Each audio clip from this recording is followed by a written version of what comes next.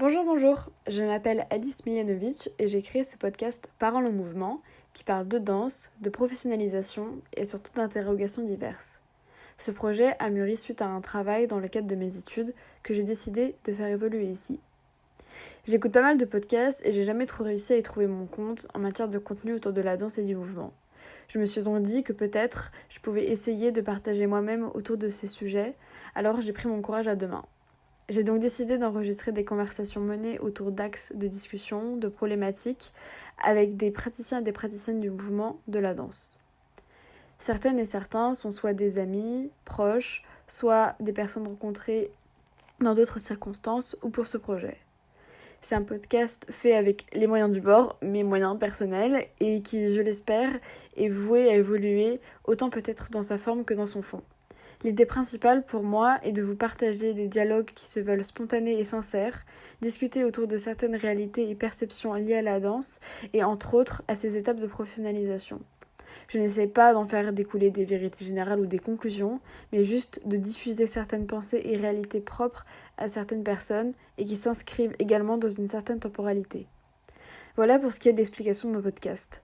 Je vais également préciser que durant ces entretiens et pour les prochains, il est possible qu'on utilise des abréviations pour discuter comme par exemple ERD qui signifie entraînement régulier du danseur, EAT pour examen d'aptitude technique qui est réservé aux disciplines dites académiques, donc jazz contemporain et classique. L'EAT c'est l'étape nécessaire pour ensuite passer le DE, donc le diplôme d'État. CCR c'est pour parler des conservatoires à rayonnement régional, CNSMD c'est Conservatoire national supérieur de musique et danse, et CNN, c'est pour les centres chorégraphiques nationaux. Voilà pour les abréviations qui risquent d'être beaucoup utilisées. Bonne écoute. Aujourd'hui, c'est un épisode avec Stéphane. J'ai rencontré Stéphane parce qu'on a traversé pendant un moment le même espace de danse, et c'est quelqu'un qui a eu un parcours très très hétérogène pour plein de raisons, et du coup, je me suis dit que ça pourrait être super intéressant de faire un épisode avec lui. Donc, je vous laisse écouter. Bonjour Stéphane. Bonjour Alice. Ça va ? Très bien, et toi ? Ouais, ça va. On peut commencer, c'est bon ? Ouais, parfait. Alors, est-ce que tu peux te présenter, s'il te plaît, avec ton âge et ton parcours ? Alors mon âge, oh là là, quel âge j'ai ? J'ai 32 ans, je crois que je vais avoir 33 cette année.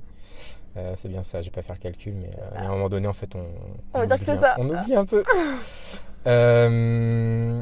Et donc je m'appelle Stéphane. Actuellement, je suis en diplôme d'état de professeur de danse jazz en dernière année, deuxième année. Et voilà, mon parcours en danse. Le parcours qui fait sens pour toi dans le sens où, ouais, là où t'en es aujourd'hui et ouais, le parcours qui t'a amené là où t'en es aujourd'hui, tu penses ? Ouais, et ben en fait, j'ai commencé la danse assez tard, à l'âge de 16 ans, dans le rock acrobatique à Saint-Brévin. En fait, ma mère voulait prendre des cours de danse salon. Et donc, j'ai commencé avec elle à Saint-Brévin. Et suite à ça, notre prof que j'ai rencontré là-bas, qui s'appelait Noël Cabet, m'a dit du coup, ce serait bien que tu fasses du rock acrobatique. Donc, j'ai suivi ce parcours-là pendant plusieurs années. Et en fait, elle a créé son association à Frosset, qui s'appelle Les Pas Dansants. Et donc, je l'ai suivie. Donc voilà, j'ai fait beaucoup d'années de danse acrobatique. Et en parallèle, elle donnait des cours de danse moderne. Alors, entre parenthèses, cours, puisqu'elle n'était pas du tout formée à la danse jazz et au diplôme d'État. Donc en fait, l'idée, c'était plus de créer des variations pour faire des spectacles de fin d'année. Donc en fait, toute l'année, on dansait des chorégraphies qu'on avait présentées dans le spectacle de fin d'année. Donc il n'y avait pas du tout d'aspect apprentissage de la technique de la danse ou rien de tout ça. Donc c'était vraiment que du loisir et dans un unique but de créer des spectacles. Et donc en 2014, en fait, donc cette prof, Noël Cabet, est décédée d'un cancer. Et en fait, nous, on s'est posé la question de savoir si on allait continuer ou pas l'association. Donc on a décidé de continuer. Je me suis retrouvé, du coup, à donner ces cours, ces ateliers chorégraphiques, on va appeler ça comme ça, alors que je n'y connaissais rien techniquement à la danse, pour être honnête. Et en parallèle, j'étais moniteur auto-école, donc rien à voir, si ce n'est l'enseignement, mais ça encore, je ne faisais pas le parallèle à l'époque. Et en fait, je me suis posé la question à 27 ans de savoir si je voulais continuer à être moniteur auto-école ou alors si je voulais pas passer dans un milieu professionnel de cette pratique de la danse et devenir professionnel là-dedans. Donc j'ai passé une audition au studio de la danse en me disant je vais tenter. Au préalable, j'avais eu Myriam Moré au téléphone qui m'avait expliqué que pour devenir professeur de danse, il fallait passer le diplôme technique et le diplôme d'État, donc minimum 3 ans. Il s'est avéré que j'ai passé l'audition, que ça n'a pas duré 3 ans, mais plutôt 5, si j'arrive à terminer correctement cette année-là. Donc voilà, j'ai été formé au studio de la danse pour préparer le diplôme technique, donc 3 années là-bas. Puis donc j'ai passé mon EAT, il me semble, en 2019. Et je l'ai obtenu, et ensuite j'ai passé audition pour entrer au Pont Supérieur de Nantes pour intégrer la formation du diplôme d'État. Et que là, je suis donc rendu en fin de cycle de ce diplôme d'État en 2e année. En jazz du coup. En jazz, ouais. C'est ça qui te semblait plus logique à ce moment-là, de prendre le jazz ? Le jazz, oui, parce que déjà en fait, en commençant la danse à 27 ans, je n'avais aucune base technique. Donc en fait, j'ai pris mon premier cours de danse avec Myriam, où là j'ai vu qu'il y avait des barres, des exercices, des échauffements, des pliés, des dégagés, qu'il y avait des placements à intégrer, des pas de la terminologie de jazz. Et oui, le jazz, je pense que ça a été un peu une évidence parce que j'ai toujours eu un rapport assez intuitif avec la danse et la musique, et en fait je me voyais pas être dans des élans de contemporain, voilà, il y a quelque chose qui matchait pas avec cette discipline là, et en fait aussi le contemporain, je l'ai vraiment découvert en formation, donc je me sentais pas de l'approfondir plus, je voulais vraiment être plutôt rester dans cette discipline jazz et l'approfondir, et puis oui, je pense que c'est une discipline qui me correspond mieux que le contemporain. Ouais. Et du coup, tu as continué en parallèle finalement l'association dans laquelle tu étais ? Ouais, c'est ça. C'est-à-dire que du coup, les élèves que j'avais dans l'asso m'ont vu évoluer. Ils me sont certainement dit c'est un grand malade. Parce que du coup, effectivement, si je compare les cours que je peux vous donner il y a 5 ans entre ceux d'aujourd'hui, c'est complètement, ça n'a strictement rien à voir. Donc, mais après, ils ont vraiment pris ça comme aussi, eux, un apport supplémentaire. Et ils sont tous contents. Et la preuve, c'est que du coup, le nombre d'adhérents n'a cessé d'augmenter. Donc ça, c'était cool. Ouais. Trop bien. Ouais, du coup, pareil, tu t'es directement tourné en fait vers l'enseignement. Dans la danse, c'était pareil, c'était le truc qui faisait sens pour toi, d'enseigner et pas de... on pourrait y revenir après, mais tu t'es pas dit peut-être essayer d'être danseur pour quelqu'un, faire de l'intermittence Non, vraiment c'était le premier choix, ça a été l'enseignement, parce que ça a toujours été quelque chose que j'ai voulu faire, même plus jeune. Je voulais être prof d'histoire, j'avais toujours un rapport avec l'enseignement qui était présent. Voilà, prof d'histoire, ensuite du coup j'ai été moniteur auto-école, donc pareil, avec un rapport à l'enseignement qui est important. Et puis oui, la danse. Et en fait, ce qui m'a le plus manqué quand j'étais moniteur auto-école, c'était l'aspect création qui n'était pas présente. Et ce qui est bien avec ce métier d'enseignant de la danse, c'est qu'à la fois on est pédagogue, mais à la fois on est artiste, donc il y a de la création, voilà, on joue un peu sur les deux tableaux. Donc c'est ça aussi qui est chouette dans ce métier. Et puis après, danseur dans une compagnie, là j'ai la chance d'être dans la compagnie de l'annexe du studio de la danse, donc je le fais et c'est très chouette. Après, je me vois pas partir dans des compagnies à l'autre bout du monde, passer des auditions, du coup ça sera un choix de vie, et actuellement c'est pas du tout ma recherche. Ok. Est-ce que, mis à part la danse, t'as d'autres passe-temps, loisirs, passions J'écris beaucoup. Okay. J'aime beaucoup écrire, donc ça peut être à la fois... en fait, la particularité de l'asso où je suis, c'est que nos spectacles de fin d'année, en fait, c'est pas que de la danse, il y a aussi du théâtre. Donc j'écris beaucoup les textes pour ce spectacle-là.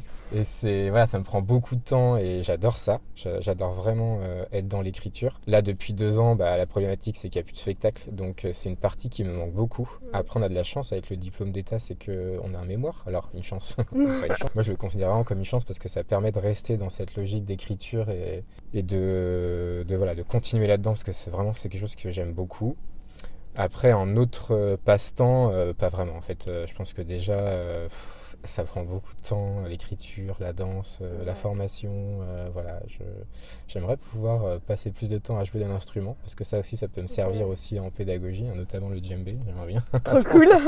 apprendre à vraiment m'en servir correctement. Mais voilà, pour l'instant, en fait, c'est juste en termes de temps, faut faire des choix. Ok. Ok. Est-ce que tu peux expliquer, enfin du coup tu l'as déjà un peu expliqué pourquoi tu as choisi ces formations. Quoique tu n'as pas forcément expliqué pourquoi est-ce que tu avais directement choisi une formation EAT. Est-ce que c'est un truc que tu savais dans le sens où est-ce que tu as dit je fais une formation EAT parce que je sais que l'EAT c'est en MNE2, etc. Et du coup la formation que tu as faite au studio et au plan supérieur, comment est-ce que tu les as vécues? Ouais. Effectivement, en fait, mon objectif c'était professeur de danse. Ouais. Donc, du coup, il faut passer par le diplôme technique, il faut passer par le diplôme d'État.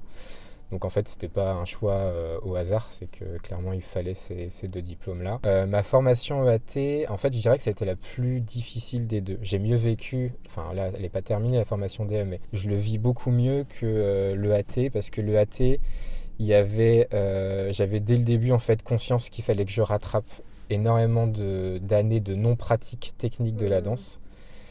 Et donc ça a été le plus difficile en fait parce que l'outil principal c'est le corps et on peut passer une formation où on apprend par cœur des choses.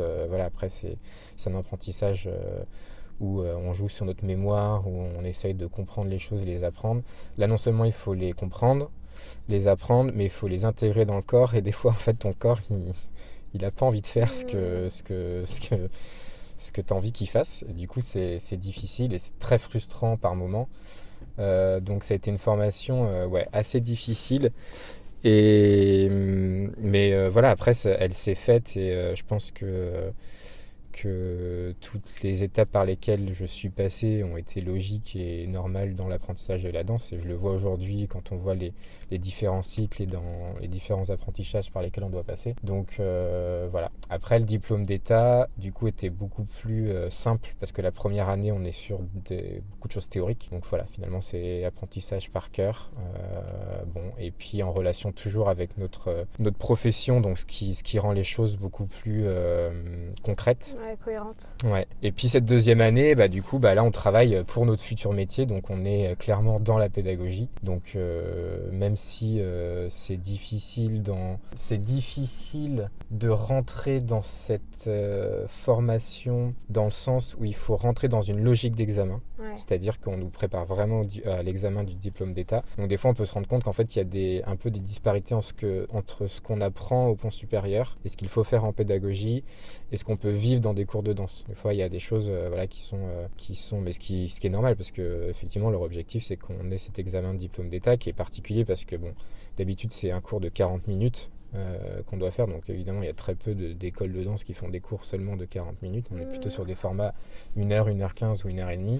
Là, cette année, avec le Covid, du coup, là, on est passé à un format 50 minutes. Mais du coup, c'est difficile de rentrer dans une logique d'efficacité, un peu comme si on allait passer un teaser d'un cours de danse qu'on pourrait donner. C'est un peu ce parallèle-là qui est un peu difficile des fois à jongler, surtout quand on revient de tutorat, parce que du coup, dans le diplôme d'État, on passe du temps aussi en école de danse avec une formatrice ou un formateur, où on est face à des élèves de l'école où on est. Donc ça, c'est le tutorat. Et c'est des moments où on est dans le cœur du métier, où des fois on peut se permettre de prendre plus de temps sur des corrections, sur des échanges avec les élèves, etc., qu'on peut plus se permettre de préparer le diplôme d'État. Donc c'est ça qui est des fois un peu complexe. Mais oui, globalement, j'ai mieux gérer ce diplôme d'État que le AT. Okay, émotionnellement et dans la pratique. Après, c'est pas du tout en relation avec les formateurs que j'ai pu avoir ou les établissements dans lesquels je suis passé, puisque du coup, dans les deux cas, ça s'est très bien passé. Mais c'est plus dans l'apprentissage et la demande ce qu'on nous demande pour ces deux examens qui sont du coup complètement différents. Ok, cool. Est-ce que tu peux parler de la relation que tu as avec ton âge? Ouais. Et tout ce que tu as traversé dans tes formations et là où tu en es aujourd'hui, pareil. Ouais, l'avantage d'être plus âgé. On va commencer par les avantages. Ouais, t'as raison. L'avantage, c'est que je pense qu'on est plus clair avec les objectifs qu'on veut atteindre. Moi, j'ai eu le cas en fait des personnes qui étaient dans la formation, par exemple EAT, et qui savaient pas si ensuite ils allaient continuer vers le diplôme d'État pour être professeur de danse, s'ils voulaient passer des auditions pour entrer dans des écoles d'interprètes. Je pense qu'il y a vraiment à 20 ans, par exemple, on peut vraiment se poser la question dans quelle voie je vais me diriger. Est-ce que tout de suite je veux rentrer dans l'enseignement ou alors est-ce que je veux pas vivre des expériences avec des compétences compagnies ou des chorégraphes pour développer sa danse. Et moi, je me suis pas du tout posé ces questions-là, en fait. Je me suis dit, bon, bah, de toute façon, à 30 ans, non, tu vas être enseignant parce que... puis après, c'était un choix, vraiment, je savais tout de suite que je voulais continuer vers le diplôme d'État et être enseignant de la danse. Après, l'avantage aussi, c'est, je pense, plus une certaine maturité. En fait, c'est un milieu, je trouve, la danse où on est constamment en représentation. Alors que ça soit pour présenter une chorégraphie pour un diplôme technique ou quand on se prépare à la pédagogie, puisque du coup on est aussi en représentation devant ses élèves. Et du coup ça demande aussi que tout ce qu'on peut recevoir comme conseil, comme critique, de pas se les appliquer de façon personnelle, mais d'avoir quand même assez de recul pour se dire ok, là on parle de ma danse, on parle pas de mon état, on parle pas de ma personne. Et je pense que l'âge aide du coup à avoir ce recul là et prendre conscience et prendre en fait du coup les conseils ou les critiques de façon différente, je pense. Après l'inconvénient c'est qu'on est plus vieux donc...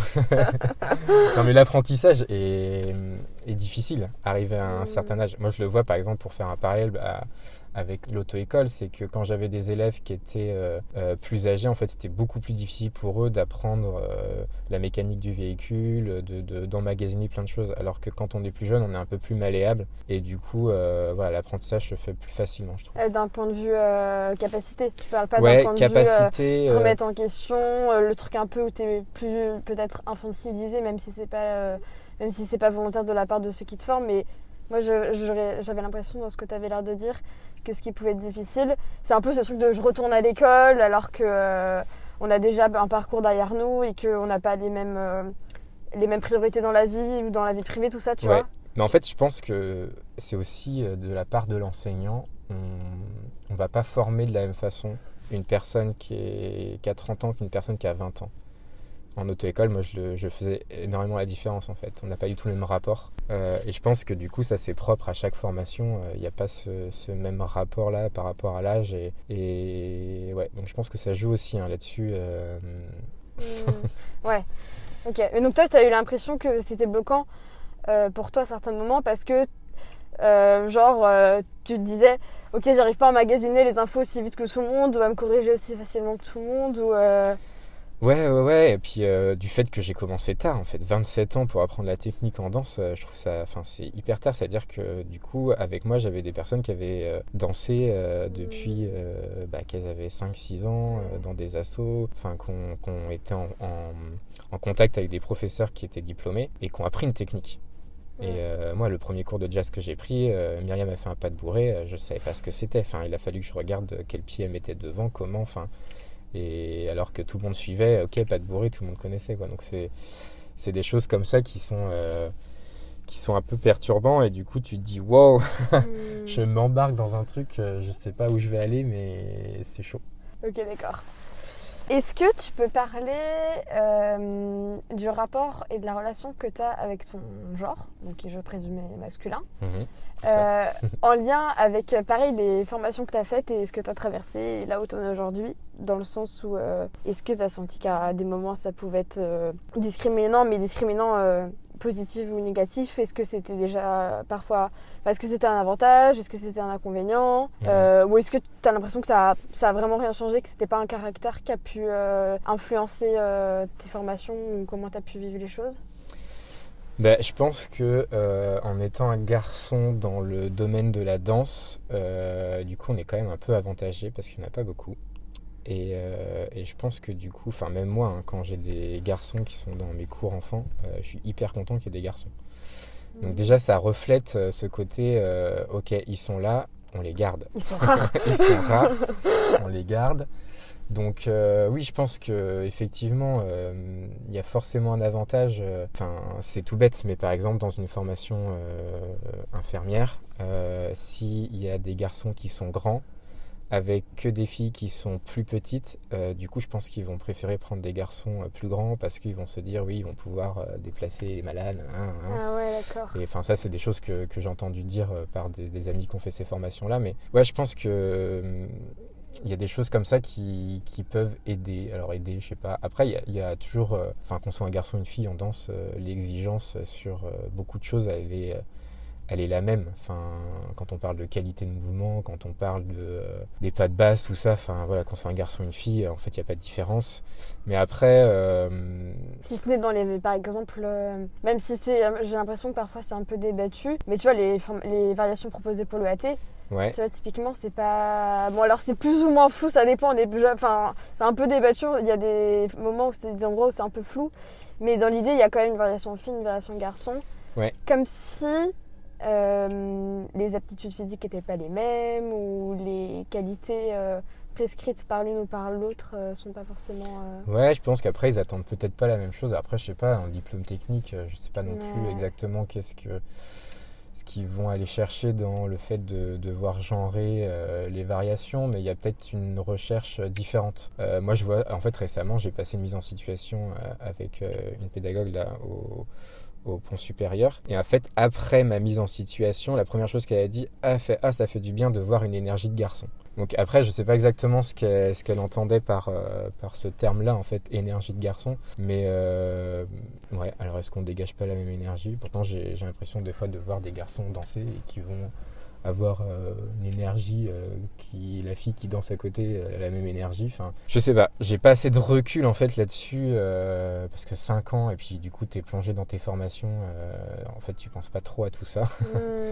Et puis je pense que le sentiment de différence, ça vient plus des filles. Enfin, j'ai eu le sentiment... Enfin, moi, je me suis jamais posé la question. Ok, ouais, c'est jamais un truc qui t'a traversé l'esprit. Alors qu'autour de moi, j'entendais, en fait, les filles qui étaient dans mes promos, disaient oui, mais bon, toi, t'es un garçon. Enfin, du coup, alors après, oui, on se pose la question, est-ce que je suis un garçon? Alors du coup, mince, je suis hyper nul, mais du coup, on le garde parce que, donc voilà, donc on va le garder parce que, bon, je sais pas. Mais, ouais. Okay. Après, je me dis que c'est pas forcément toujours gagné parce que la preuve en est, c'est que au diplôme d'État, on était en jazz. On était 2 garçons à passer l'audition pour entrer en diplôme d'État. Et du coup, j'étais seul pris. Alors que, pareil, en fait, pendant les pauses, les filles, elles disaient, de toute façon, vous êtes 2 garçons, donc les 2 garçons, vous allez être pris, quoi, forcément. Donc, après, voilà, Ouais, de toute façon, il n'y a pas de bonne ou de mauvaise réponse, mais ouais, en tout cas, tu n'as pas ressenti, toi, avoir été favorisé ou défavorisé grâce ou à cause de ton genre, quoi. C'est pas non. un truc... Défavorisé, non. Favorisé, peut-être, mais je l'ai pas... Tu l'as pas conscientisé, en tout cas. Ok. Ouais. Et du coup, j'imagine, enfin voilà, vous n'étiez pas nombreux, les garçons, dans les promos que tu as traversés. Non. Et est-ce que t'as senti les rares garçons que t'as pu croiser dans tes promos, est-ce que du coup il y avait un peu un sentiment de fraternité entre la masse de filles ou alors au contraire pas forcément, c'était vraiment des rapports qui étaient sains parce que c'était plus un rapport de humain entre humains plutôt que le côté genré, ou est-ce que pareil c'est pas forcément un truc que t'as ressenti ou Non, ça j'ai pas ressenti parce que en fait je suis pas du tout de nature à m'attarder sur ces choses-là, et parce que ça aurait pu être aussi par rapport à mon âge, j'aurais pu complètement en fait me désolidariser du groupe, et voilà, parce que c'était rare en fait qu'il y en ait eu, hein. Il y avait des personnes qui étaient aussi dans mes âges, mais du coup on était quand même moins nombreux par rapport à ça. Mais non, j'ai jamais eu ce sentiment de fraternité ou de se dire ok, on est les mecs. Non. Ouais. Non, clairement pas. Et puis après, je pense que par contre, d'avoir des promos mixtes peut aider à une cohésion différente. Enfin, j'ai eu de la chance dans mes 5 années, c'est que je suis pas tombé dans des promos où c'était la mésentente totale entre... la zizanie entre tout le monde. Ouais. Alors que pour avoir aussi vu d'autres promos, soit au-dessus, en dessous de moi, voilà, du coup il pouvait y avoir un peu des clans comme ça qui se créent. J'ai l'impression que du coup à partir du moment où c'est mix, il y a quand même j'ai l'impression qu'il y a une autre ambiance. Ok. Ouais. Ok, d'accord. T'as un truc à rajouter là-dessus ou... C'est super la mixité. Yes. Est-ce que à un moment, ou peut-être c'est pas arrivé ou c'est pas un truc que t'as conscientisé, t'avais l'impression de basculer dans une une nouvelle réalité, un peu une nouvelle étape, un nouveau grade dans ta vie professionnelle où tu t'es dit ok, là j'arrive dans un nouveau truc un peu où je suis en train un peu de level up, tu vois, où genre tu t'es dit ok, là il faut que, je sais pas, je devienne plus... Ou du coup je rencontre d'autres réalités aussi que je soupçonnais pas ou que je pensais pas vivre comme ça. Voilà, est-ce que c'est des trucs que t'as vécu? Bah, en fait, à partir du moment où je suis rentré en formation EAT? première année pour voilà, de mise à niveau pour aller vers le AT, déjà j'étais dans cette optique, ok, je me professionnalise. D'accord. Donc après oui, c'est sûr qu'aujourd'hui je me sens plus légitime à donner un cours de danse que quand j'avais mon EAT déjà, parce que j'ai des choses que j'ai traversées en 2 ans et qui m'ont amené vers une pédagogie différente et puis aussi un rapport à la pédagogie en danse différente. Quand j'ai eu mon EAT, du coup je me suis dit bon, ça veut dire que j'ai un peu de technique minimum pour pouvoir donner un cours de danse. Bon, c'est vrai que quand on a passé l'examen d'aptitude technique, du coup on est animateur de danse. Après le diplôme d'État, on devient professeur de danse. Mais ouais, je pense que dès le début, j'étais dans cette optique de je suis en train de devenir professionnel. Et puis c'est aussi du fait qu'avant j'étais dans le milieu actif, dans le monde actif. Donc du coup en fait j'ai pris ces formations-là comme des formations professionnalisantes dès le début. Tu disais pas je suis étudiant Non, jamais. Je me suis jamais dit que je suis étudiant. En plus j'avais plus de 25 ans, donc tu es étudiant à plus de 25 ans. Ouais. Socialement t'es plus étudiant. Ouais, c'est ça. Même au Ponsup, en fait, moi j'ai un statut particulier. D'accord. Parce que j'ai plus de 25 ans. Ok. Donc j'ai pas la carte étudiante. D'accord. Donc, ok, voilà. je savais pas. Non. Ok, c'est fou. On n'est plus étudiant après 25 ans selon l'État. Donc du coup, non, je me suis jamais senti étudiant. C'était toujours, je suis en train d'apprendre un métier. D'accord, ok. Et il y a des moments où tu t'es dit, je sais pas, par exemple quand t'es rentré dans la compagnie de l'annexe, ou même si c'est pas, ça n'a rien à voir avec le diplôme d'État, mais tu t'es dit, ok, là je suis en train de, je sais pas, de prendre du poil de la bête, ou je suis en train d'être reconnue parmi mes pairs, ou je suis en train d'arriver vers de nouvelles réalités. C'est ce que les environnements que je traverse, ils sont de plus en plus professionnels, ou alors quand j'ai pu assumer tel ou tel spectacle avec mon association.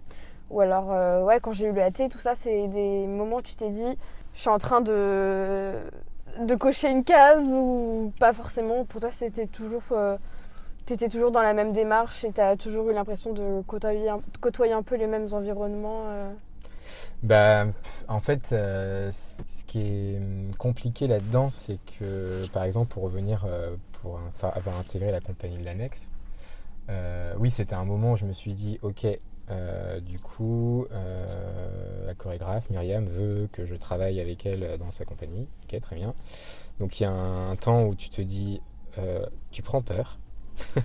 En fait, tu prends peur parce que, voilà, pour Myriam, ça a été ma formatrice pendant 3 ans sur de la danse pour le diplôme technique. Donc voilà, tu as ton EAT, ensuite tu as tapé en te disant, voilà, du coup j'aimerais bien que tu intègres la compagnie. Donc tu te dis, ok, donc là je passe dans effectivement un autre cap. Mais en fait, je me suis jamais dit parce que j'ai l'EAT, ok, j'ai la technique, du coup c'est bon, je peux faire un peu ce que je veux, je peux prétendre à plein de choses. Et en fait, pas du tout, parce que j'ai toujours eu cette conscience en moi de me dire, je ne suis pas un grand technicien qui va aller chercher la performance et j'en ai pas du tout encore les capacités physiques et j'ai encore plein de choses à travailler sur la technique et du coup ce retard que là j'ai accumulé et bah, du coup il se travaille toujours. Donc en fait je suis encore dans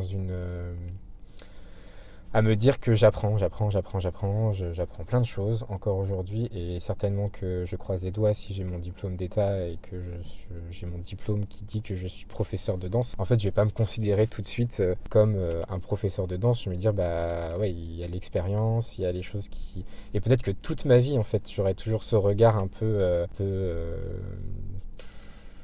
sais pas comment dire, mais c'est pas un regard négatif, mais un regard qui se dit que je ne serai pas toujours au maximum de mes capacités et que je serai toujours en train d'apprendre et toujours en train de me remettre en question.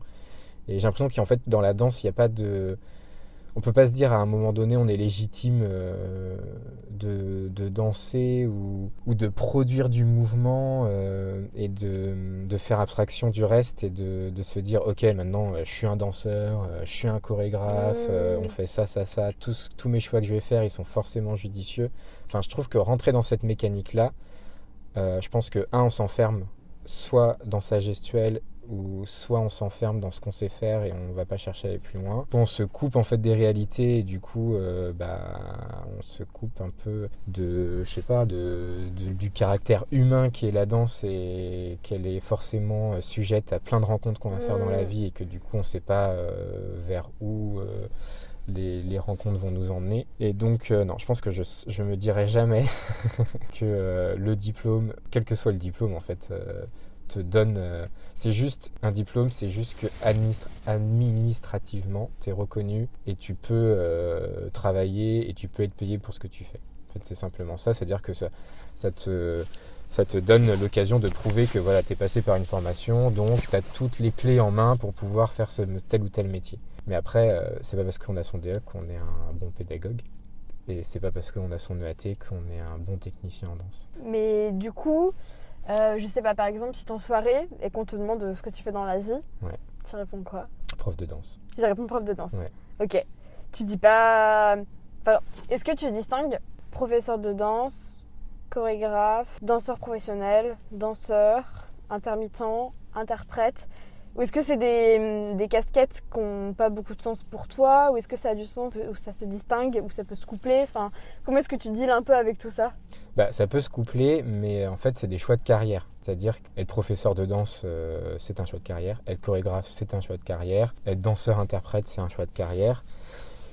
Et derrière, évidemment, qu'il y a plein de choses qui se recoupent parce que quand tu es professeur de danse, tu es aussi danseur. Tu démontres à tes élèves. Puis en fait, il ne faut pas oublier d'être danseur quand tu es professeur de danse parce que derrière, c'est plein de notions autour du sensible et tout ça qui viennent se mettre en œuvre dans ta transmission. Quand tu es chorégraphe, je pense qu'il y a forcément au bout d'un moment une part de pédagogie quand tu veux que tes danseurs fassent telle ou telle chose. Il y a forcément un moment donné où tu es dans une transmission de ce que toi tu as imaginé. Voilà. Après, quand tu es danseur-interprète, c'est pareil. Je pense que du coup, un danseur-interprète dans une compagnie peut très bien donner des clés à un chorégraphe, que le projet avance, etc. Donc oui, c'est des choses qui se recoupent, mais après, c'est des choix, c'est des choix qu'il faut faire. C'est vrai que la particularité dans le milieu artistique, c'est que derrière le mot carrière, je pense qu'on entend tout de suite reconnaissance. Et en fait, un chorégraphe, il y a plein de chorégraphes qui sont très connus en France, il y en a d'autres qui sont beaucoup moins connus, et c'est pas pour autant qu'ils n'ont pas une carrière de chorégraphe. Et je pense que j'ai l'impression que voilà, dans le milieu artistique, ce mot carrière, il est un peu...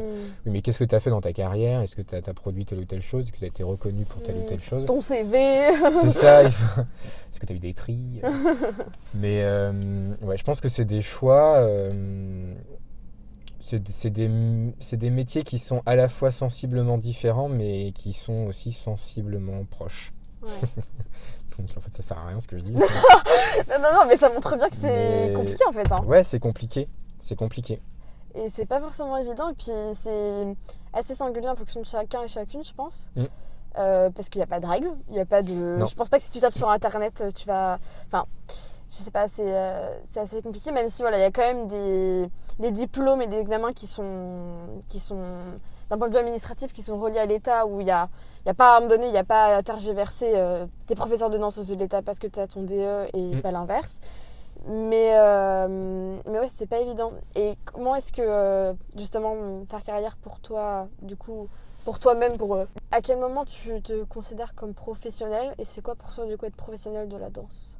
Est-ce que je sais pas, ça a forcément une dimension lucrative ou je pense que déjà, si on regarde dans le dictionnaire, je suis même sûr et certain, à danseur, je pense que la définition, ça serait quelqu'un dont la profession est la danse. Alors qu'un danseur, nous on n'arrête pas de le voir en pédagogie, en fait, des élèves que tu as à 4 ans, il faut leur dire qu'ils sont danseurs et danseuses.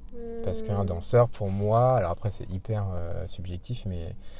Un danseur, c'est quelqu'un qui va rentrer en état de danse et que du coup, l'état de danse, c'est de conscientiser de façon sensible et avec une intention un mouvement. Effectivement, du coup, t'es en soirée, tu bouges sur une musique, tu peux ne pas être danseur. mais tu peux l'être si vraiment tu es dans une conscience C'est plus un état pour du toi. mouvement. Ouais, c'est plus un état. Et du coup, d'être professionnel dans le monde de la danse, oui, derrière, en fait, il y a forcément le côté alors lucratif. Derrière lucratif, on entend gagner beaucoup d'argent, mais pas forcément ça, mais le côté gagner sa vie, en fait, vivre de ça. C'est ta profession, c'est ton métier, en fait. Ok. Et du coup, faire carrière pour toi ? Bah, faire carrière, Ça a du sens ? oui, ça a du sens parce que, enfin, faire carrière, non, ça n'a pas de sens Ok. pour moi. Ok. Parce que faire carrière, tout de suite, c'est ce que je disais tout à l'heure, en Ouais. fait, on entend ce côté carrière, ça veut dire que oui, tu as une carrière, reconnaissance. En fait, une carrière, voilà, quelqu'un qui a une carrière de boulanger, il a été boulanger pendant telle ou telle année, il a eu sa carrière de boulanger. C'est plus un délire d'expérience accumulée. Ouais, oui, c'est ça en fait. C'est ta carrière, elle a duré combien de temps? Forcément qu'un enseignant qui a une carrière de 2 ans va pas avoir le même recul sur la pédagogie qu'un enseignant qui a une carrière de 20 ans ou 30 ans. Donc en fait, c'est plus ça. Ok, d'accord.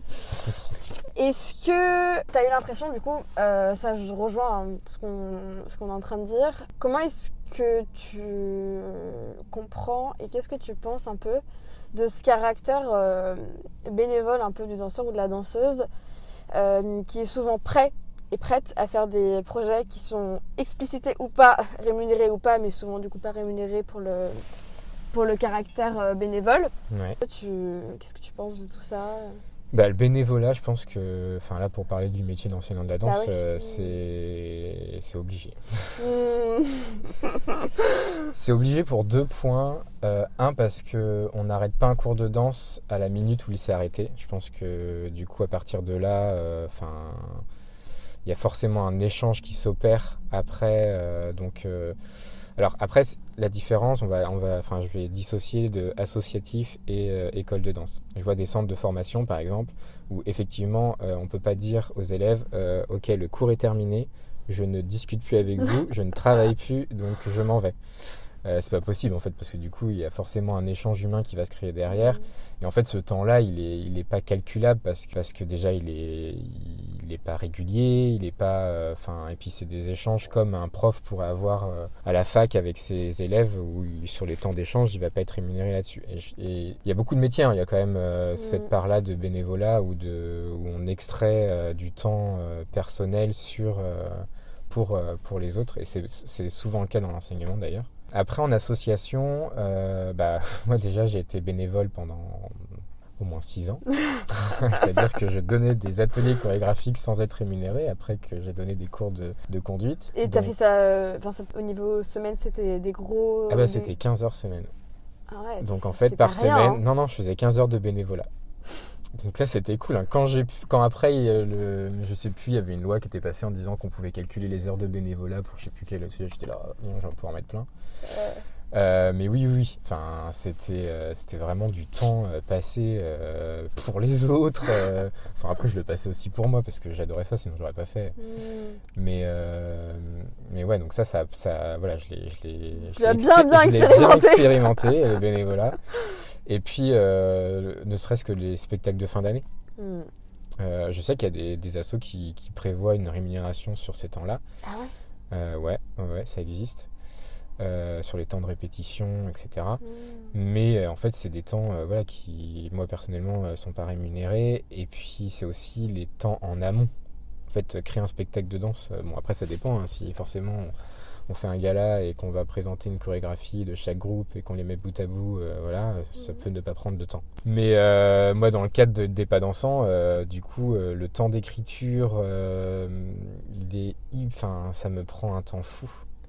Mais après c'est plus les à côté, c'est à dire que effectivement préparer un cours ça prend du temps. Après ce cours là il se développe et tu peux le garder sur plusieurs trimestres, plusieurs semaines, donc c'est pas un temps non plus qui est régulier ou toutes les semaines. Enfin ça veut pas dire que ça veut pas dire que tu ne retravaillais pas ton cours, mais oui, mais ça veut pas dire que du coup tu as une heure de cours, tu as forcément derrière une heure de préparation. Ouais.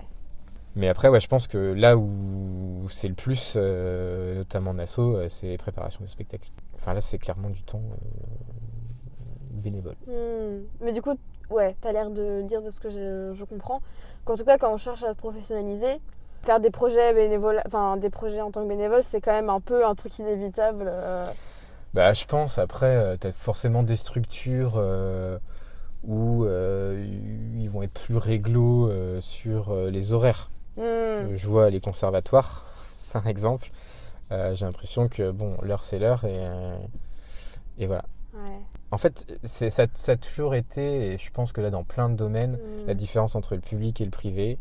Où en public, on a tendance à... Voilà, t'as un contrat, t'as des horaires, c'est ça. Tu te déroges pas. Il faut être dans la règle. Et le privé, où forcément, en fait, t'as d'autres liens qui interviennent. Et du coup, oui, t'es présent. Moi, je vois par exemple au studio quand je donne mes cours enfants. Quand je donnais avant Parce que... tu t'as pas dit, mais tu donnes aussi oui, des aussi, cours. c'est vrai, le samedi après-midi. En fait, je viens pas juste à l'heure. Bah oui. Je suis là avant. Et du coup, en fait, tous ces temps-là, ils sont pas payés, mais en fait, tu as aussi besoin d'être présent avant. C'est tout un... C'est des temps qui sont nécessaires. Ouais. Ok. Est-ce que tu peux parler un peu de ton rapport au corps que tu as traversé en lien avec ta danse et que tu vis encore? Ça peut être lié, je sais pas, par exemple, à ce rapport aux blessures que tu as peut-être vécu ou pas. Et puis même après ton rapport au corps de façon générale. Et puis souvent, c'est un truc qui existe quand même de façon assez récurrente. J'ai l'impression des fois c'est dissociation un peu entre tête, cerveau, esprit, tout ça et le corps. Tu parlais un peu de ça tout à l'heure. Est-ce que tu peux parler de ça? Ouais. Déjà les blessures, j'ai eu la chance de ne pas être trop blessé dans la formation. Je sais pas pourquoi. Peut-être parce que tu t'écoutes. Ouais, je pense qu'il y a une partie de ça, et puis je faisais en sorte de ne pas me blesser aussi. Enfin, dans les à côté, l'alimentation,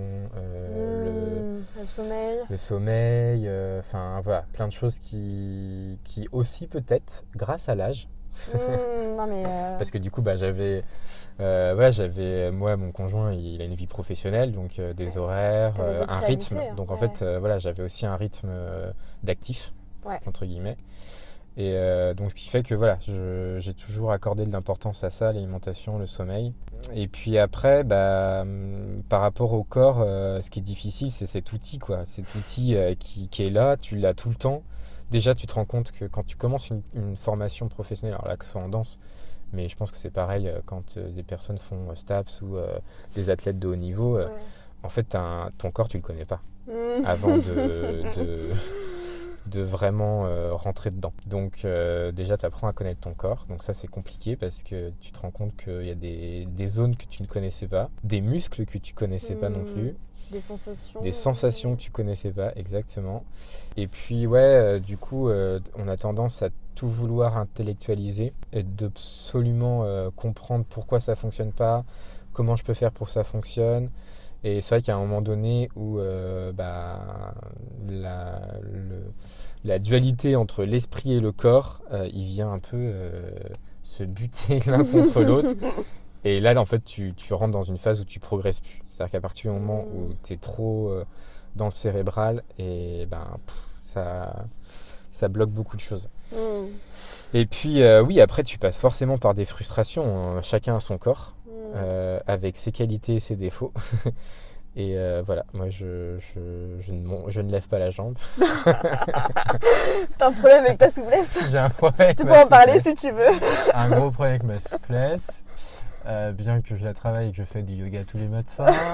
Non mais c'est un vrai truc, c'est vraiment un truc qui te fait qui en fait, ça me frustre un peu. Ouais. Ça me frustre un peu parce que je me dis... Tu te sens limité? Ouais. Je me dis, j'aimerais tellement avoir des longues jambes qui montent. C'est un rêve. C'est bien d'avoir des rêves aussi. De l'imaginaire, il te fait travailler autrement. Ouais, on peut aller là. Et un jour j'irai là. Du coup, c'est... En fait, c'est m'est arrivé dans un cours de danse de vouloir avoir le corps de la voisine. Quoi. D'accord. Dire, mais moi aussi, je veux faire ça a l'air tellement cool. Mais j'y arrive pas encore. Mais j'y arriverai. Mais du coup c'est se dire qu'on travaille avec son corps et du coup c'est avec ses limites et ses possibilités et ses capacités et par moments il y a tout ce travail, c'est sûr, tout ce travail. Tu penses? Je pense que oui, tout ce travail. Après, c'est à quel prix et ouais, surtout à quel prix. Enfin, c'est-à-dire que effectivement, c'est-à-dire que un athlète qui va faire du saut à la perche, s'il se dit pas, je vais essayer de sauter, je sais pas c'est quoi le record. Je vais dire une connerie, mais 4 mètres, j'en sais rien. Ça se trouve, le record il est à 10 mètres, mais non, ça va. Peut-être pas, c'est beaucoup. Mais du coup, si on se fixe pas d'objectif et qu'on reste dans ses capacités, dans ses limites, si on veut progresser, du coup, c'est compliqué. Et en même temps, j'ai l'impression d'être Macron. Et en même temps, travailler avec ses limites et de se dire bon bah du coup là je suis au max, mais je vais travailler avec ça. Ça permet aussi d'approfondir les choses et d'aller chercher d'autres choses en fait, parce que la danse, c'est pas que de la technique. En fait, il y a plein d'autres paramètres qui font que la danse elle est riche et effectivement, on voit des danseurs qui ont des placements, enfin, c'est même pas des placements en fait, mais par exemple, on va à l'Opéra de Paris. Oui, voilà, des grands écarts, grands jetés, des jambes qui montent jusqu'aux oreilles. Oui, mais après, est-ce que du coup, on peut pas être aussi danseur et professionnel en étant simplement dans des choses qualitatives et d'aller chercher d'autres. Pas que dans ce qui ressort dans le visuel. Ouais. Après, voilà, c'est un long débat. Mais c'est pour ça qu'en fait, je dis que je suis pas un grand technicien. Après, j'ai de la technique, mais ouais, je suis pas dans une recherche de performance.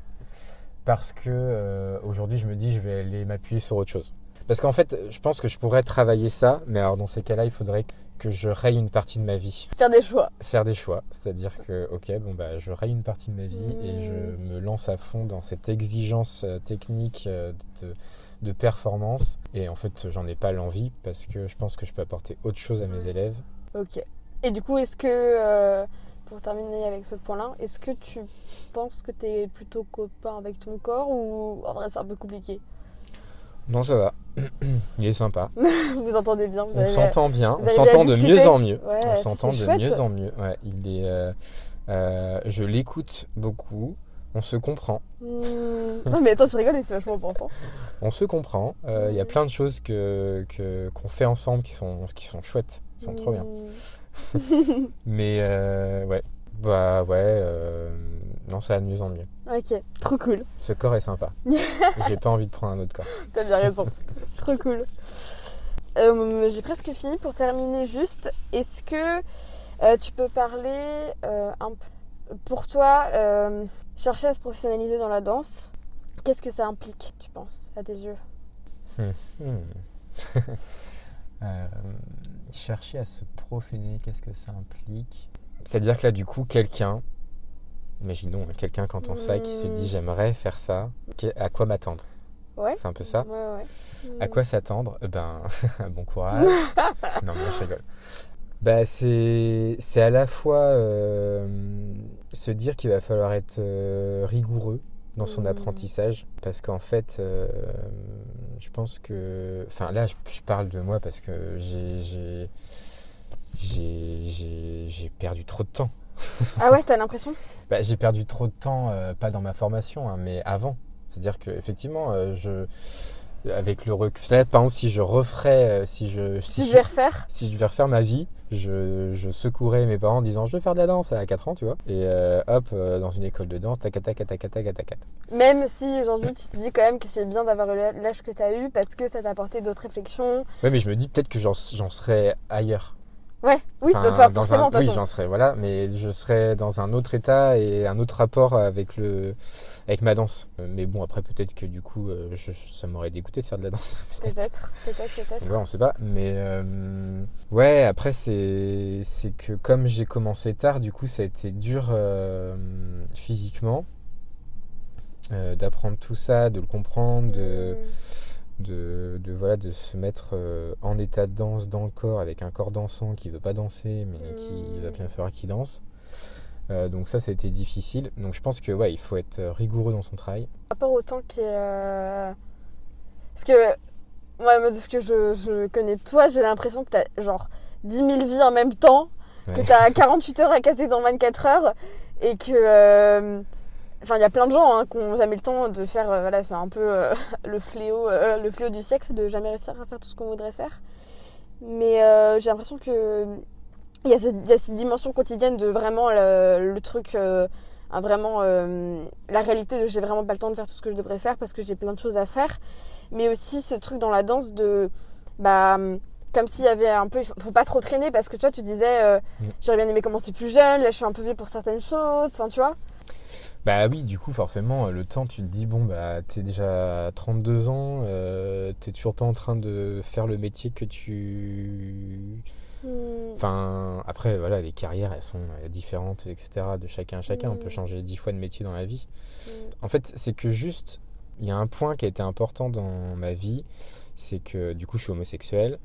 Et en fait, le milieu de la danse, ça a été le seul milieu où je me suis jamais posé la question... quand je rencontrais quelqu'un, de me dire est-ce que je lui dis que je suis avec un garçon, une fille, alors que tout le reste en fait, et même dans le milieu théâtral, parce que j'ai fait du théâtre, j'ai fait du théâtre, j'ai pas dit du théâtre. Non, t'as pas dit. Ouais, j'ai fait du... Mais ça fait sens avec ce que tu fais avec les pas dansants. C'est vrai. Dans le milieu auto-école, jamais j'en ai parlé.